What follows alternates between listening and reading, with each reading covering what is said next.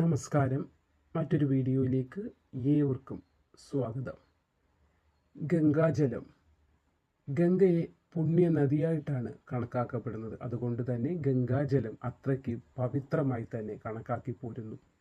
അതുകൊണ്ട് തന്നെ മരണാസന്നരായി കിടക്കുന്നവർക്ക് പുണ്യം ലഭിക്കുന്നതിന്, അവർ മരിച്ചു ചെന്നാൽ അവർക്ക് പരലോകത്ത് ഗതി കിട്ടുന്നതിന് പുണ്യം, അല്ലെങ്കിൽ അവർക്ക് അവർ ചെയ്തിട്ടുള്ള പാപങ്ങളിൽ നിന്നെല്ലാം മുക്തരായി ഒരു പുണ്യ ലോകത്തേക്ക് എത്തണമെങ്കിൽ അവർക്ക് ഗംഗാജലം നൽകുന്നുണ്ട്. കാരണം അവരുടെ മരണാസന്നരായി കിടക്കുന്ന അവസാന നിമിഷങ്ങളിൽ ഒരു തുള്ളി ഗംഗാജലം അവരുടെ നാവിലേക്ക് എത്തിച്ചു നൽകുമ്പോൾ അത് അവർക്ക് പരലോകത്ത് ചെല്ലുമ്പോൾ പുണ്യമാണ് അതുവഴി ലഭിക്കാൻ പോകുന്നതെന്ന് തന്നെ കരുതി വിശ്വസിച്ചു പോരുന്നു.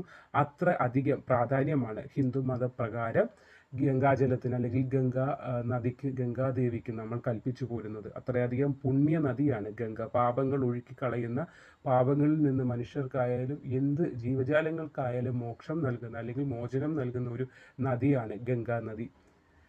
ജനനം മുതൽ മരണം വരെയുള്ള പ്രധാന ആചാരങ്ങളെല്ലാം ഗംഗാജലം ഭാഗമാകുന്നുണ്ട്. ഒരു വ്യക്തിയുടെ ജനനം മുതൽ മരണം വരെയുള്ള എല്ലാ പ്രധാന ആചാരങ്ങളുടെയും ഭാഗമായി മാറുന്നുണ്ട് ഗംഗാനദി. അതുകൊണ്ട് തന്നെ അത്രയധികം പവിത്രമായാണ് ഗംഗാജലത്തെ കരുതിപ്പോരുന്നതും. അപ്പോൾ ചില വീടുകളിലൊക്കെ ഗംഗാജലം സൂക്ഷിക്കുന്ന ഒരു രീതിയുണ്ട്. അപ്പോൾ ഗംഗയിൽ പോയി സ്നാനം ചെയ്തിട്ടുള്ളവർ അവിടുന്ന് തന്നെ ഗംഗാജലം ഭവനത്തിൽ കൊണ്ടുവന്ന് സൂക്ഷിക്കാറുണ്ട്. അപ്പോൾ അതുപോലെ തന്നെ പോയവരുടെ അടുത്ത് പറഞ്ഞ് ചില ആളുകൾ ഗംഗാജലം ഭവനത്തിൽ കൊണ്ടുവന്ന് അത്ര പുണ്യമായതുകൊണ്ട് ഭവനത്തിന് പുണ്യം ലഭിക്കാനും അവിടെ ഉള്ളവർക്ക് പുണ്യം ലഭിക്കാനുമായി ഗംഗാജലം കൊണ്ടുവന്ന് ഭവനത്തിൽ സൂക്ഷിക്കുന്ന ഒരു പതിവുമുണ്ട്. എന്നാൽ എന്തുകൊണ്ടാണ് ഇങ്ങനെ ഗംഗാജലം സൂക്ഷിക്കുന്നതിൻ്റെ പ്രാധാന്യം എന്താണെന്ന് ഏവർക്കും അറിവ് തന്നെയാണ് ചെയ്യുന്നതെങ്കിൽ പോലും ചില തെറ്റുകൾ നമ്മൾ അതിൽ ചെയ്തു പോരുന്നുണ്ട്. ഗംഗാജലം വീട്ടിൽ സൂക്ഷിക്കുമ്പോൾ അറിഞ്ഞിരിക്കേണ്ട ചില കാര്യങ്ങളുണ്ട്. വെറുതെ കൊണ്ടുവന്ന് സൂക്ഷിച്ചാൽ പോരാ, അത് പവിത്രമാണ്, പുണ്യമാണ്, പാപങ്ങളിൽ നിന്നെല്ലാം മോചനം നൽകുന്നതാണ് എന്ന് അറിഞ്ഞാൽ മാത്രം പോരാ, അത് സൂക്ഷിക്കേണ്ടതായിട്ടുള്ള ചില ചിട്ടവട്ടങ്ങളും രീതികളുമുണ്ട്. അത് അറിഞ്ഞു സൂക്ഷിച്ചാൽ മാത്രമേ അതിൻ്റെ പുണ്യത അല്ലെങ്കിൽ പവിത്രത അത് കാത്തു സൂക്ഷിച്ച് കൊണ്ടുപോരുവാൻ നമ്മൾക്ക്, അല്ലെങ്കിൽ മുന്നോട്ട് കൊണ്ടുപോകാൻ നമുക്ക് സാധിക്കുകയുള്ളൂ. അപ്പോൾ ഗംഗാജലം ഭവനത്തിൽ സൂക്ഷിക്കുന്ന ആളുകൾ അറിഞ്ഞിരിക്കേണ്ടതായും ചെയ്യാൻ പാടില്ലാത്തതുമായ ചില കാര്യങ്ങളുണ്ട്. അത് എന്തൊക്കെയാണെന്നാണ് പറഞ്ഞു തരാൻ പോകുന്നത്. അപ്പോൾ അത് എന്തൊക്കെയെന്ന് നമുക്ക് നോക്കാം. ആദ്യം തന്നെ അറിഞ്ഞിരിക്കേണ്ടത് പ്ലാസ്റ്റിക് കുപ്പിയിൽ ഗംഗാജലം സൂക്ഷിക്കുവാൻ പാടില്ല എന്നതാണ്. ഒരിക്കലും പ്ലാസ്റ്റിക് കുപ്പികളിൽ ഗംഗാജലം സൂക്ഷിക്കരുത്. കാരണം ഇത് ജലത്തെ മലിനമാക്കപ്പെടുന്നുണ്ട്. അതുപോലെ പ്ലാസ്റ്റിക്കിൽ നിന്നുള്ള വിഷവസ്തുക്കൾ പ്ലാസ്റ്റിക്കിൽ നിന്ന് പുറന്തള്ളപ്പെടുന്നു. ഇത് ഹാനികരമായത് കൊണ്ട് തന്നെ പ്ലാസ്റ്റിക് കുപ്പിയിൽ ഗംഗാജലം സൂക്ഷിക്കാൻ പാടുള്ളതല്ല. അത് അപ്പോൾ എന്തിലാണ് പിന്നെ സൂക്ഷിച്ചു വെക്കേണ്ടതെന്നുള്ളൊരു ചോദ്യമുണ്ട്. അപ്പോൾ ചെമ്പ്, ഗ്ലാസ്, വെള്ളി എന്നീ പാത്രങ്ങൾ, ചെമ്പിൻ്റെ കെട്ടും അതുപോലെ മിക്ക ഗംഗാജലം എൻ്റെ ഭവനത്തിലുണ്ട്. അത് ഞാൻ ചെമ്പിൻ്റെ പാത്രം, ഒരു ചെറിയൊരു കുടം പോലെ അതിനകത്താണ് ഞാൻ കൊണ്ടുവന്ന് സൂക്ഷിച്ചു വെച്ചിരിക്കുന്നത്. അപ്പോൾ ഇങ്ങനെ ഇനി ഭവനത്തിൽ സൂക്ഷിച്ച് പ്ലാസ്റ്റിക് കുപ്പിയിൽ വെച്ചേക്കുന്നവർ ഒന്ന് ശ്രദ്ധിക്കുക. ചെമ്പിൻ്റെ ചെറിയ കുടം പോലെ എന്തെങ്കിലും ലഭിക്കും, അതിനകത്ത് സൂക്ഷിച്ചു വെക്കൂ. അല്ലെങ്കിൽ ഗ്ലാസ് കുപ്പിയിൽ സൂക്ഷിച്ചു വെക്കുക.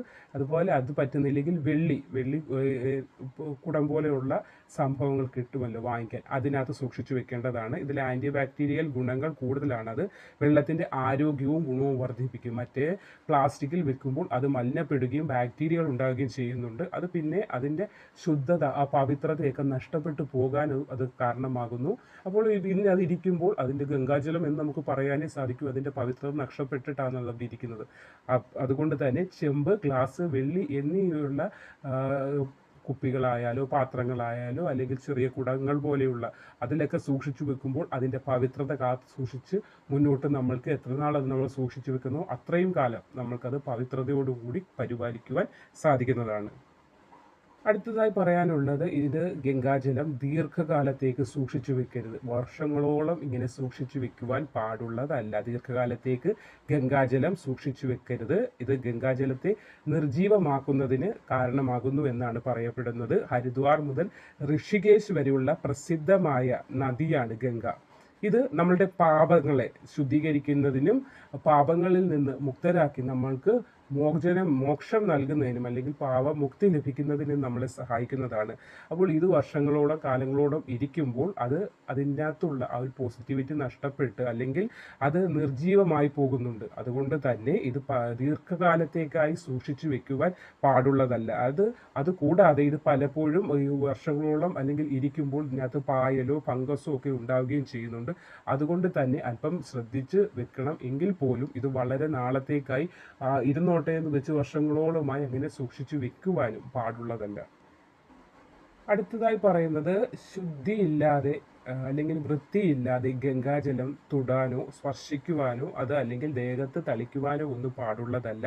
അതെന്തെന്ന് വെച്ചാൽ അതിൻ്റെ പരിശുദ്ധി നഷ്ടപ്പെട്ടു പോവുകയും അത് ദോഷത്തിന് കാരണമാകുകയും ചെയ്യുന്നു. അപ്പോൾ ശുദ്ധിയും വൃത്തിയും ഒന്നും ഇല്ലാതെ ഗംഗാജലത്തെ സ്പർശിക്കുവാനോ അത് ദേഹത്ത് തളിക്കുവാനോ അല്ലെങ്കിൽ വൃത്തിയില്ലാത്ത ചുറ്റുപാടിൽ അത് സൂക്ഷിച്ചു വെക്കുവാനോ ഒന്നും പാടുള്ളതല്ല. അത് ദോഷത്തിന് കാരണമാകും. അത്രയും പവിത്രമായ ഗംഗാജലത്തിനെ നമ്മൾ പവിത്രത കൽപ്പിച്ച് സൂക്ഷിക്കേണ്ടത് വളരെ അത്യാവശ്യമാണ്. അതുകൊണ്ട് തന്നെ ശുദ്ധിയില്ലാതെയോ അല്ലെങ്കിൽ ശുദ്ധിയില്ലാത്ത സ്ഥലത്തോ ഇത് സൂക്ഷിക്കുവാനോ അതിനെ സ്പർശിക്കുവാനോ ഒന്നും പാടുള്ളതല്ല. അടുത്തതായി പറയാനുള്ളത്, വീട്ടിൽ അത് തളിക്കുന്നത്. അപ്പോൾ നമ്മൾ ഡെയിലി രാവിലെ എടുത്ത് ചില ആളുകളുണ്ട് കിണ്ടിയിലെ വെള്ളം ഭവനത്തിൽ തളിക്കാറുണ്ട്. പക്ഷെ അതുപോലെ ഡെയിലി എടുത്ത് തളിക്കുന്ന ഒരു കാര്യം അല്ല ഗംഗാജലം. ആവശ്യമില്ലാത്ത സന്ദർഭങ്ങളിൽ ഗംഗാജലം വീട്ടിൽ തളിക്കുകയോ അത് കുടിക്കുകയോ ചെയ്യുവാൻ പാടുള്ളതല്ല. ഇത് നമ്മൾ ഗംഗാദേവി അല്ലെങ്കിൽ ഗംഗാജലത്തിനെ വിലമതിക്കുന്നില്ല എന്നതാണ് ഇതിനർത്ഥമായി കരുതി പോകുന്നത്. അതുകൊണ്ട് തന്നെ ആവശ്യമില്ലാത്ത സമയങ്ങളിൽ ഗംഗാജലം വീട്ടിൽ തളിക്കുവാനോ അല്ലെങ്കിൽ വെറുതെ ചെന്ന് ഓടിച്ചെന്ന് എടുത്ത് വായിലൊഴിച്ച് കുടിക്കുകയോ ഒന്നും ചെയ്യുവാൻ പാടില്ല. അത് ഭക്തിയോടെ ആ ഗംഗാജലം കയ്യിലെടുക്കുമ്പോൾ ഗംഗാദേവിയെ ഒന്ന് സ്മരിച്ചതിന് ശേഷം മാത്രമേ അത് കുടിക്കുവാനോ അല്ലെങ്കിൽ ഭവനത്തിൽ തളിക്കുവാനോ പാടുള്ളൂ. അത്യാവശ്യ ഘട്ടങ്ങളിൽ മാത്രം ഒന്ന് ശുദ്ധിക്ക് വേണ്ടി ചെയ്യാവുന്നതാണ്. അല്ലാതെ ഡെയിലി വിളക്ക് കത്തിക്കുമ്പോൾ തളിച്ചിട്ട് കത്തിക്കുക എന്നുള്ള രീതിയിൽ അങ്ങനെ ചെയ്യുവാൻ പാടുള്ളതല്ല. അടുത്തതായി, ഗംഗാജലം നമ്മൾ സൂക്ഷിക്കുമ്പോൾ വളരെ ശ്രദ്ധിക്കേണ്ടതാണ്. അത് ഗംഗാജലം കുളിമുറിയിലോ അല്ലെങ്കിൽ ബെഡ്റൂമിലോ ഒന്നും സൂക്ഷിക്കുവാൻ പാടില്ല. എവർക്കും അറിയാം ഗംഗാജലമാണ് പവിത്രമാണ്. അത് പൂജാമുറിയിലോ അല്ലെങ്കിൽ വളരെ പവിത്രതയോടെ നമ്മൾ കരുതിപ്പോരുന്ന ശുദ്ധവും വൃത്തിയും ഉണ്ടെന്ന് കരുതുന്ന സ്ഥലത്ത് മാത്രമേ നമ്മൾ സൂക്ഷിക്കാറുള്ളൂ. എങ്കിൽ പോലും പറയുകയാണ്, ഇത് കുളിമുറിയിലോ ബെഡ്റൂമിലോ ഒന്നും ഗംഗാജലം സൂക്ഷിക്കുവാൻ പാടില്ല. അത് ഗംഗാദേവിയോട് നമ്മൾ കാണിക്കുന്ന അനാദരവാണ്. അത് ഗുണത്തേക്കാളേറെ ദോഷങ്ങളാണ് വിളിച്ചു വരുത്തുന്നത്. അതുകൊണ്ട് ഗംഗാജലം സൂക്ഷിക്കുന്ന ചുറ്റുപാട് വളരെ വൃത്തിയുള്ളതായിരിക്കണം. അത് ഉപയോഗിക്കുമ്പോഴും നമ്മൾ വൃത്തിയോടും ശുദ്ധിയോടും കൂടി മാത്രമേ ഉപയോഗിക്കുവാനും പാടുള്ളൂ.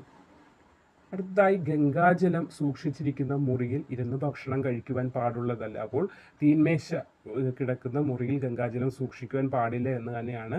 അത് നമ്മൾക്കറിയാം. അത് പൂജാമുറിയിൽ വളരെ വൃത്തിയോടും ഭക്തിയോടും കൂടി മാത്രമാണ് നമ്മൾ വെക്കുന്നത്.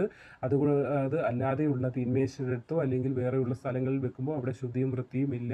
അതുകൊണ്ട് തന്നെ അതിൽ നിന്റെ പവിത്രത നഷ്ടപ്പെടുകയും അത് ഗംഗാദേവിയുടെ കോപത്തിന് നമ്മളെ കാരണമാക്കുകയും ചെയ്യുന്നുണ്ട്. അതുകൊണ്ട് തന്നെ വെജിറ്റേറിയൻ ആയിട്ടുള്ള ഭക്ഷണം ഉപയോഗിക്കുകയാണെങ്കിൽ പോലും ആ തീന്മേശയെടുത്ത് കൊണ്ടുവന്നത് വെക്കുകയോ ഒന്നും ചെയ്യുവാൻ പാടില്ല. അതിന് പവിത്രമായി പൂജാമുറിയിൽ ഒരു സ്ഥാനം കൊടുക്കുക അല്ലെങ്കിൽ പവിത്രമായി ഇരിക്കുന്ന അശുദ്ധിയൊന്നും ഇല്ല എന്ന് നമ്മൾക്ക് ബോധ്യമുള്ളത്, എപ്പോഴും ശുദ്ധിയും വൃത്തിയും ഉണ്ടെന്ന് നമ്മൾക്ക് തോന്നുകയും ചെയ്യുന്ന ഒരു സ്ഥലത്ത് മാത്രമേ ഗംഗാജലം സൂക്ഷിച്ചു വെക്കുവാൻ പാടുള്ളൂ. അപ്പോൾ ഇന്നത്തെ വീഡിയോയിൽ പറഞ്ഞത്, ഗംഗാജലം ഭവനത്തിൽ സൂക്ഷിച്ചിട്ടുള്ളവർ ശ്രദ്ധിച്ചു പോരേണ്ട അല്ലെങ്കിൽ കരുതി പോരേണ്ട അല്ലെങ്കിൽ പാലിക്കേണ്ടതായിട്ടുള്ള ചില ചിട്ടവട്ടങ്ങളെ കുറിച്ചാണ്.